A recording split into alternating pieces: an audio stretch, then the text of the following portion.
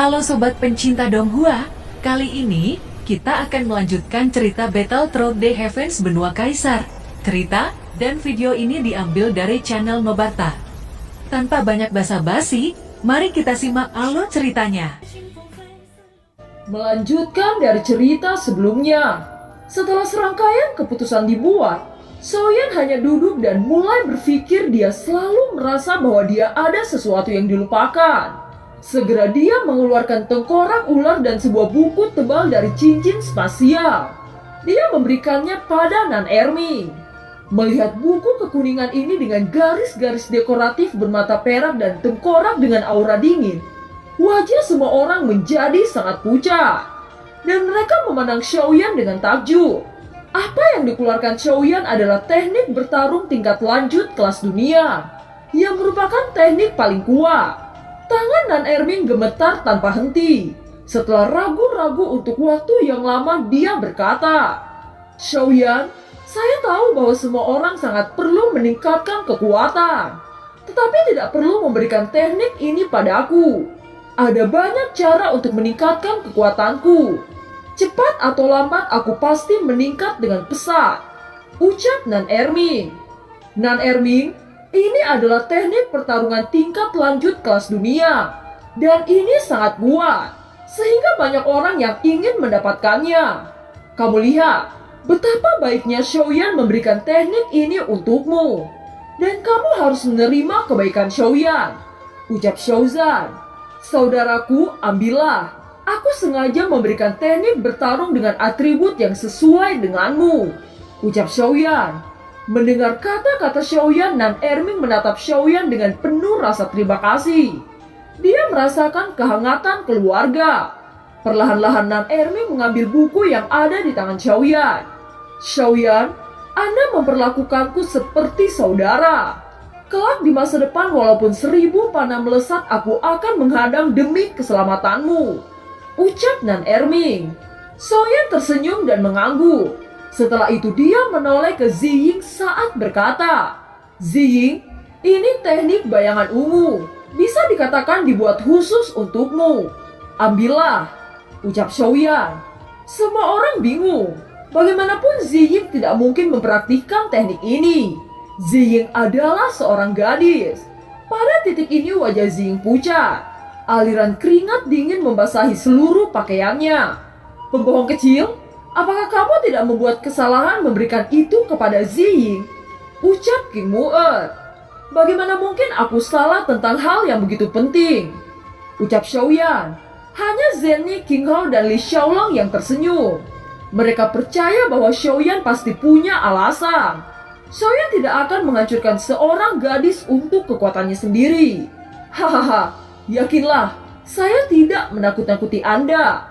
Teknik bertarung ini telah ditingkatkan levelnya, tetapi metode penanaman mayat telah dihilangkan.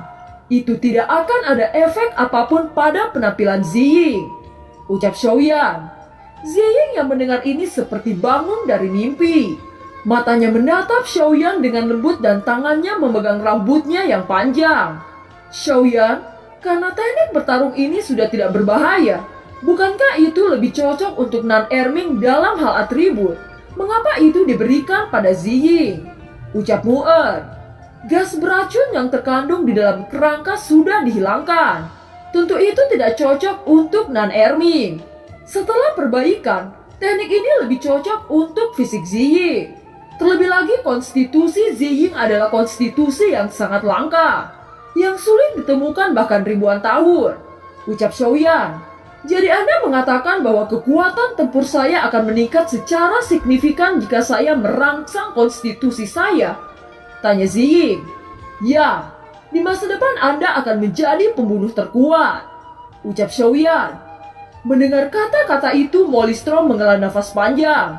Dia awalnya yang paling mematikan dari tim Xiaoyan, tetapi itu akan digantikan oleh Ziying di masa depan. Harga diri seorang pria sedikit terpukul saat ini. "Selamat untuk Ziying," ucap Zenny tersenyum pada Ziying. "Saudaraku, kami bertanya-tanya sebenarnya siapa yang membantu Anda dari belakang. Apa yang dilakukan orang itu dengan Anda?" tanya King Hao. "Saudaraku, Saya benar-benar minta maaf. Saya tidak bisa mengungkapkan identitas ahli itu. Saya hanya bisa mengatakan sejak saya datang di Benua Daudi dia telah membantu saya, ucap Xiaoyan. Xiaoyan jelas tidak akan mengungkapkan identitas Zanlou kepada mereka. Segera dia mengalihkan topik pembicaraan saat berkata, Ziying, jika Anda ingin mengembangkan keterampilan bertarung ini untuk mencapai hasil terbaik, Anda harus pergi ke tempat yang dingin, ucap Xiaoyan. Tempat dingin? Di mana saya menemukan tempat seperti itu? Tanya Ziying. Saat saya dikejar 3 orang dari aliansi bayangan, saya menemukan medan yang paling dingin. Sepertinya tempat itu sangat cocok untuk berlatih teknik bertarung Anda, ucap Xiaoyan. Xiaoyan, Anda memang keberuntungan saya. Kelak di masa depan saya akan terus menemani Anda, ucap Ziying. Keberuntungan pembohong kecil sangat bagus bisa menemukan medan seperti itu, ucap King Mu'er. Keberuntungan harus didampingi dengan kekuatan. Jika saudara Xiaoyan tidak memiliki kekuatan yang cukup, dia mungkin akan mati dalam rencana pembunuhan aliansi bayangan dan Kuildan. Saudaraku, Anda juga harus meningkatkan kekuatan Anda sesegera mungkin sebelum memasuki hutan ilusi besar, ucap King Hao. Ini semua adalah inti sihir bintang 4 yang tepat untuk Anda serap sekarang. Anda dapat berkonsentrasi pada retret. Kami akan mengurus hal-hal di dalam Xiaofu Mansion, ucap Zende yang sudah menyiapkan segala kebutuhan Xiaoyan. Di gerbang barat di ruang latihan, Xiaoyan menghilangkan semua pikiran. Xiaoyan mulai duduk dan mengambil jumlah besar inti sihir bintang 4. Lalu Xiaoyan mulai menyerap inti sihir dengan tenang. Jumlah inti sihir sangat banyak untuk menyerap semua origin key dan dibutuhkan waktu yang sangat lama. Dalam sekejap 30 tahun telah berlalu. Kepingan salju turun dari langit dan memenuhi pohon besar, mengubah seluruh halaman menjadi warna putih. Xiaoyan yang duduk di halaman sudah menjadi manusia salju yang tetap tidak bergerak. Tiba-tiba semangat juang keluar dari tubuh Xiaoyan dan mengempaskan inti sihir yang menumpuk seperti bukit. Xiaoyan berdiri merasakan roh pendendam yang tebal mengalir di sekitar tubuh. Senyum tipis bergerak di sudut mulut Xiaoyan. Xiaoyan mengulurkan tangannya dan kepingan salju kristal mencair di tangannya. Xiaoyan tersenyum saat berkata, masih ada waktu 20 tahun untuk melatih keterampilan bertarung, gumam Xiaoyan. Xiaoyan memikirkan untuk menyatukan langkah instan dan 3.000 petir. Xiaoyan yang memegang kekuasaan Suan Api mengaktifkan langkah instan dan 3.000 petir didorong sampai ke puncak. Suara angin bayangan penguasa jatuh dan menerbangkan batu-batu di sekitar Xiaoyan. Tahun demi tahun berganti, kekuatan penggabungan semakin menunjukkan hasil. Xiaoyan berjuang sangat keras, bahkan kakinya menunjukkan jejak darah. Xiaoyan berbaring di tanah salju sudah hampir 10 tahun tetapi dia belum mampu menyatukan dua teknik ini. Xiaoyan mengeluarkan pil Qinglin dan menelannya. Segera ia merasakan energi yang pulih dengan cepat.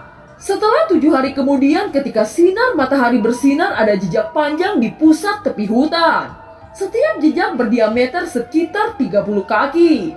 Itu adalah Xiaoyan yang telah berhasil menggabungkan dua teknik 3.000 petir dan langkah instan. Saya akan memberi nama teknik ini sebagai langkah cahaya, ucap Xiaoyan. Pada saat ini akses ke hutan ilusi secara resmi dibuka. Ekspresi semua orang di aula Xiaofu Mansion sangat cemas. Mengapa orang ini belum keluar? Ucap Xiao Yao mengurutkan kening.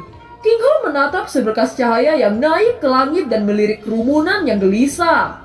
Dia tertawa saat berkata, yakinlah saudara Xiaoyan pasti akan datang, ucap King Hao. Tetapi saluran hutan ilusi besar hanya terbuka selama 7 hari. Bagaimana jika Xiaoyan tidak bisa datang tepat waktu? Ucap King Mu'er. Anda tidak perlu khawatir. Saudara Xiaoyan telah menantikan tanah ilusi besar selama bertahun-tahun ini.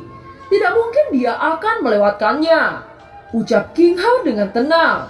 Di sisi lain, di dalam ruang pemurnian Lantian menyiapkan sejumlah besar pil. Dia tahu bahwa Xiaoyan akan pergi ke tempat yang sangat berbahaya kali ini. Jadi dia tidak hanya menyelesaikan semua ramuan yang tercantum dalam daftar Xiaoyan.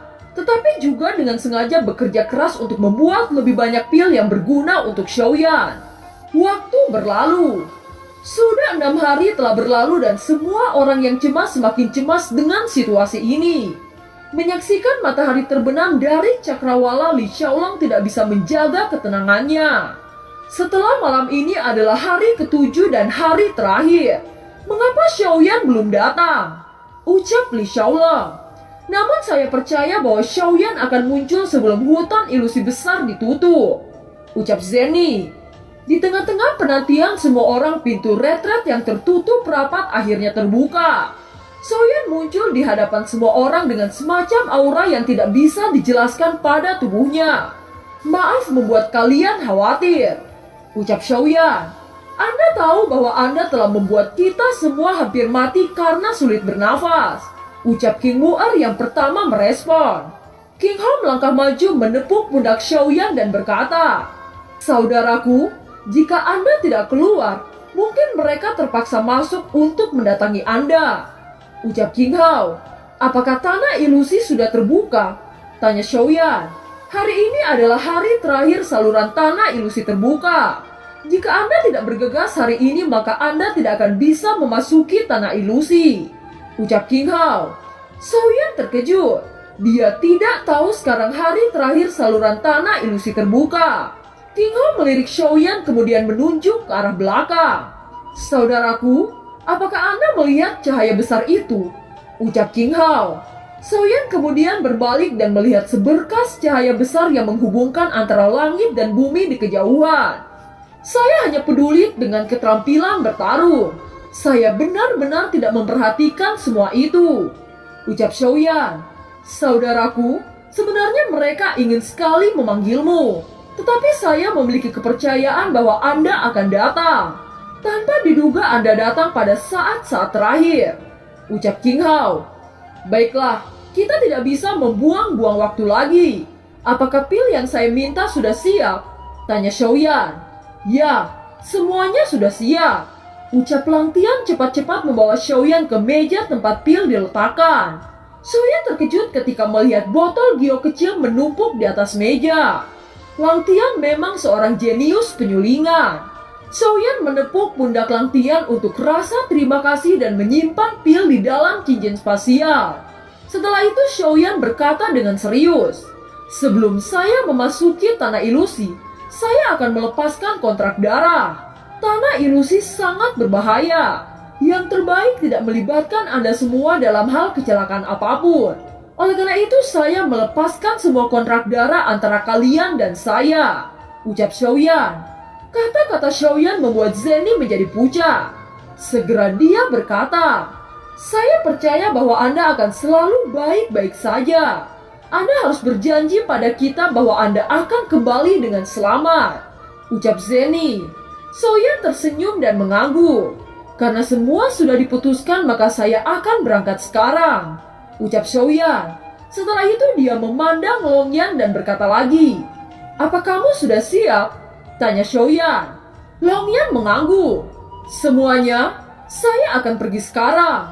Saya percaya Xiaofu Mansion akan baik-baik saja dengan Anda semua yang merawatnya. Jangan khawatirkan saya karena saya akan kembali secepat mungkin setelah semua selesai." Ucap Xiaoyan. Xiaoyan dan Longyan menuju lubang cacing. Setelah itu mereka berdua berangsur-angsur menghilang. Semua orang mengepalkan tangan mereka serempak dan berkata, "Saya akan menunggu kedatangan Anda di Xiaofu Mansion." Scene berganti di aula Kuildan. Penguasa Kuildan menyipitkan mata. Selama 5 tahun tidak ada kabar dari Xiaoyan. Saya pikir anak ini takut dan hanya bisa bersembunyi. Tetapi siapa yang menduga bahwa anak ini tidak takut dan justru berani memasuki tanah ilusi? Kekuatan bocah ini tidak rendah. Diperkirakan dia mampu melawan Daudi bintang 5 menengah. Dia bisa dianggap jenius yang tidak ada bandingannya. Saya tidak bisa membiarkan Bing Yan dan Bing Er dalam bahaya. Kita akan menunggu bocah itu keluar dari tanah ilusi. Mengingat kekuatan bocah itu, saya tidak percaya bocah itu akan terbunuh di tanah ilusi. Cepat susun rencana untuk menyergap Xiaoyan saat keluar dari tanah ilusi. Dan jangan sampai Bingyan dan Ding-er tahu rencana kita, ucap ketua Quildan. Perintah dimengerti. Ucap semua penatua mulai menyusun rencana untuk membunuh Xiaoyan. Scene berganti di aula iblis jiwa. Terlihat seorang penatua yang sedang melaporkan kepada pemimpin iblis jiwa.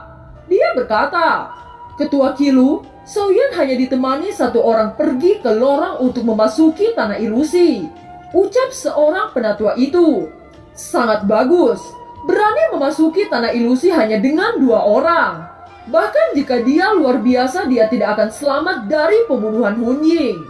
Ucap ketua iblis jiwa itu yang ternyata bernama Qilu. Scene berganti di barat laut kota Juchen. Seorang bawahan berlutut untuk melaporkan kepada ketua aliansi bayangan. Dia berkata, Ketua aula, Xiaoyan sekarang menuju tanah ilusi dan hanya ditemani oleh 1 orang. Ucap bawahan itu berkata dengan hormat. Sungguh bocah yang sangat berani. Berapa ranah Xiaoyan saat ini? Tanya ketua aliansi bayangan. Bawahan menjawab. Diperkirakan bahwa Xiaoyan masih berada pada tingkat Daudi bintang 4 puncak. Ucap bawahan itu.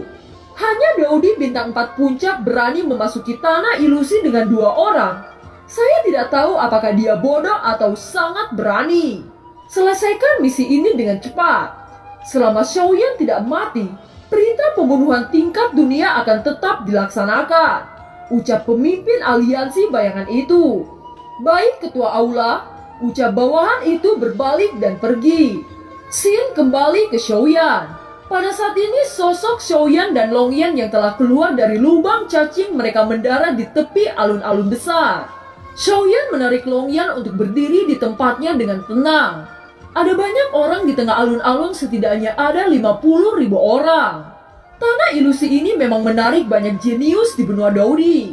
Untungnya setiap kelompok hanya sekitar 3-5 orang. Dan kelompok terbesar hanya berjumlah 10 orang. Gumam Xiaoyan. Tiba-tiba terlihat seorang pemuda yang menghampiri Xiaoyan. Dia berkata, Teman ini pasti tiba tepat setelah menerima berita, bukan? Ucap pemuda itu. Xiaoyan melirik pemuda itu dan hanya diam tanpa bicara. Segera Xiaoyan pergi dan mengabaikannya. Tunggu teman, kenapa kamu pergi? Ucap pria itu mengejar Xiaoyan dengan cepat. Teman, pertemuan adalah takdir. Masih ada waktu sebelum tanah ilusi dibuka. Jadi Anda tidak perlu cemas. Saya tahu Anda memiliki beberapa kecurigaan terhadap saya. Saya melihat bahwa Anda mengerutkan kening setelah melihat sekeliling. Apakah Anda mencari seseorang? Tanya pria itu. Bagaimana Anda tahu? Ucap Xiaoyan tertegun di dalam hatinya. Dia berpikir bahwa meskipun orang ini sedikit konyol, pengamatannya cukup kuat. Dan film pun berakhir. Terima kasih telah menyimak dari awal sampai akhir ya. Sampai jumpa.